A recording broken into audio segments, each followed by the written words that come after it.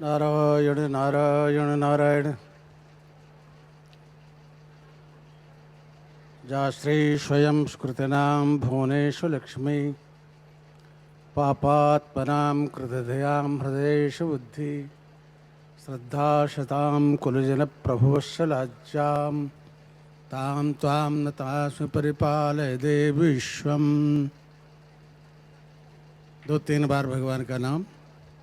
श्री राम जय जय राम। श्री राम जय जय राम। श्री राम जय जय राम। धर्म की अधर्म का प्राणियों में विश्व का गौ माता की भारत माता की गंगा माता की श्री राम जन्मभूमि की श्री कृष्ण जन्मभूमि की काशी विश्वनाथ भगवान की हर हर महादेव।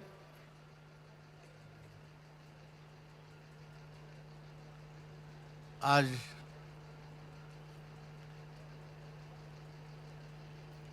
विश्व मंगल सभा द्वारा संयोजित महाकुंभ के अवसर पर इस मातृशक्ति का समूह देख करके लगता है कि अब हमारा देश फिर से प्राचीन गौरव को प्राप्त कर लेगा।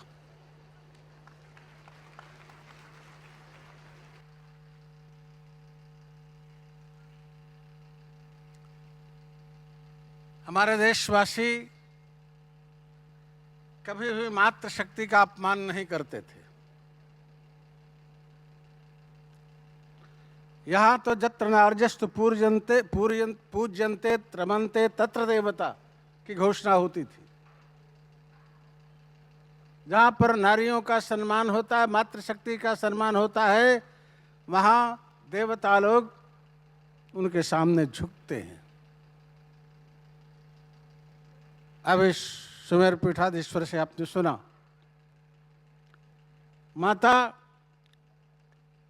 अनसुईया के सामने ब्रह्मा विष्णु शंकर तीनों परीक्षा लेने आए थे सतीत्व का, और स्वतः परीक्षित हो गए।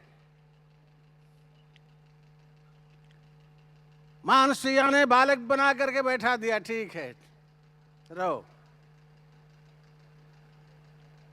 अत्रे महाराज आए तो कहा ये कौन है? कहे तुम्हारे बालक हैं, देख लो। तीनों सतियां फिर आई, महालक्ष्मी, महासरस्वती, महागौरी। प्रार्थना किया, मां अब दे दो। फिर मां ने बड़ा किया, जाओ। तीनों ने अपनी संकल्प शक्ति से 3 रूप में अपने स्वरूप को मां का पुत्र मान करके ही रखा। ब्रह्मा के रूप में दुर्वासा, नारायण नारायण चंद्रमा। शंकर के रूप में दुर्वासा। भगवान विष्णु के रूप में भगवान दत्तात्रेय। नारायण। मातृशक्ति क्या कम है? अभी हमारे माता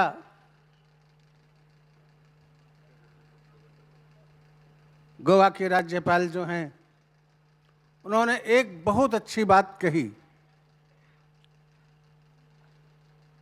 मातृशक्ति का सशक्तिकरण कौन करता है? कौन करेगा? पुरुष करेगा। और पुरुष शक्ति का सशक्तिकरण कौन करेगा? ये मातृशक्ति करेगी। दोनों एक दूसरे के पोषक हैं, पूरक हैं। और दोनों अगर स्वतंत्र हो जाते हैं,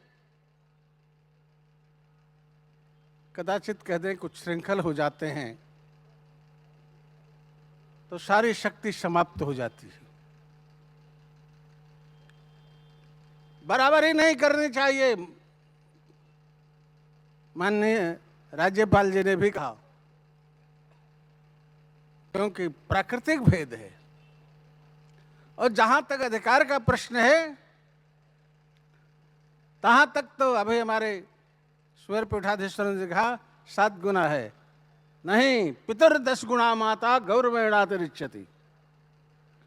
पिता से 10 गुना अधिकार माता का है। आज राजनीतिकीकरण के कारण 30% माताओं को रिजर्वेशन दिया गया है, सुनते हैं। मैं तो जानता नहीं, सुनते हैं कि दिया गया है।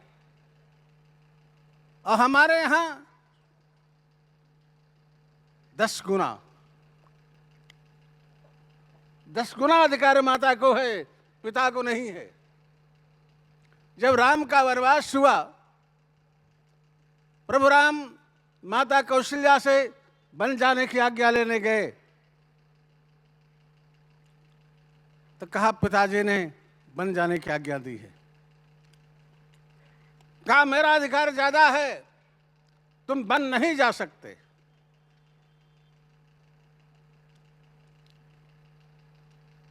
क्योंकि मेरी आज्ञा है। राम ने कहा मां, पिता के साथ साथ माता की भी तो आज्ञा है। किसकी आज्ञा? कहा कैकेयी मां की। अच्छा, कौशल्या मां ने विरोध नहीं किया। चाहती तो तब भी विरोध कर सकती हैं, लेकिन विरोध नहीं किया। गोस्वामी जी ने लिखा, जो पितुमात कहे बन जाना, तो कानन शत अवधि समाना। जाओ, वो मातृशक्ति है। रामकृष्ण को आपने जन्म दिया है, शिवाजी को आपने जन्म दिया है, राणा प्रताप को आपने जन्म दिया है, शंकराचार्य, रामानुजाचार्य, निम्बारकाचार्य, रामानंदाचार्य, वल्लभाचार्य प्रभृति आचार्यों को आपने जन्म दिया है।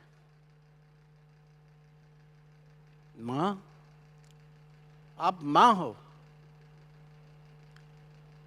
मां का मतलब है ममत्व का, ममता का पुंजीभूत स्वरूप।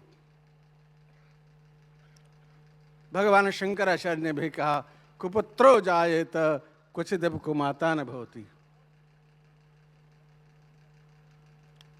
कुपुत्र को पुत्र हो, पुत्र को पुत्र हो सकता है, पर माता को माता नहीं हो सकती है। उसकी ममता सदा पुत्र पर रहती है। नालायक से नालायक पुत्र हो, लेकिन उस पर मां का ममत्व बहुत ज्यादा होता है। लगता है कि अब हमारी मातृशक्ति जागृत होकर के हमारे समाज को एक नई दिशा अवश्य देगी, लेकिन उसका जागरण हम गोवा के राज्यपाल की बात का समर्थन करेंगे कि जब पुरुष और मातृशक्ति एक होगी, तब देश का भविष्य उज्जवल होगा। पृथक रहने पर जैसे गाड़ी का 2 चक्का, कोई इधर भागता है कोई इधर भागता है, तो गाड़ी टक्कर खा करके गिर जाएगी। और जो दोनों सही रास्ते पर चलेंगे तो गाड़ी गंतव्य स्थान तक पहुंचा देगी। इसलिए स्वतंत्रता का मतलब स्वच्छंदता नहीं। इसलिए संयमित होकर से, संगठित होकर के पुरुष और मातृशक्ति देश को आगे बढ़ाने का प्रयास करें। हाँ, संकेत किया स्वामी जी ने, मैं उसको स्पष्ट कर देना चाहता हूं। जैसे आपने रामकृष्ण को जन्म दिया, वैसे आपने राधा, रुक्मिणी, सीता को भी जन्म दिया। जब सीता नहीं रहेगी तो राम कहां? राधा नहीं रहेगी तो कृष्ण कहां, रुक्मिणी नहीं रहेगी तो द्वारकाधीश कहां। इसलिए दोनों की आवश्यकता है। संकेत किया भ्रूण हत्या पर, मैं कहूंगा भ्रूण हत्या नहीं करना चाहिए। एक जीव अपने जन्म जन्मांतर के संस्कारों को लेकर के पृथ्वी पर आ रहा है और उसके संस्कार को मातृगर्भ में ही नष्ट कर दो, ये कहां की व्यवस्था है? नहीं होनी चाहिए। और आजकल तो विचित्र स्थिति है, बिना ऑपरेशन के डॉक्टर लोग बच्चे नहीं पैदा होने देना चाहते। अगर डॉक्टर के पास वो मां गई तो अवश्य ऑपरेशन कर देते हैं। पता नहीं क्यों अब ऐसी स्थिति आ रही। पहले तो ऐसा कभी नहीं होता था। हमारे घरों में ही मातृशक्ति बच्चा को जन्म देती थी। हाँ, ये है कि शारीरिक परिश्रम करती थी मां, धान अपने आप कूटती थी, चक्की अपने आप चला करके आटा पीसती थी। योगियों की नेवली क्रिया आटा पीसने मात्र से माताओं के हो जाती थी, शरीर स्वस्थ होता था। आज ये सब कार्य बंद है। इससे मातृशक्ति को कमजोरी हो सकती है। इसी प्रकार पुरुष भी आज काम नहीं करता है। काम नहीं करता तो कम से कम 80% लोगों को तो डायबिटीज है ही है।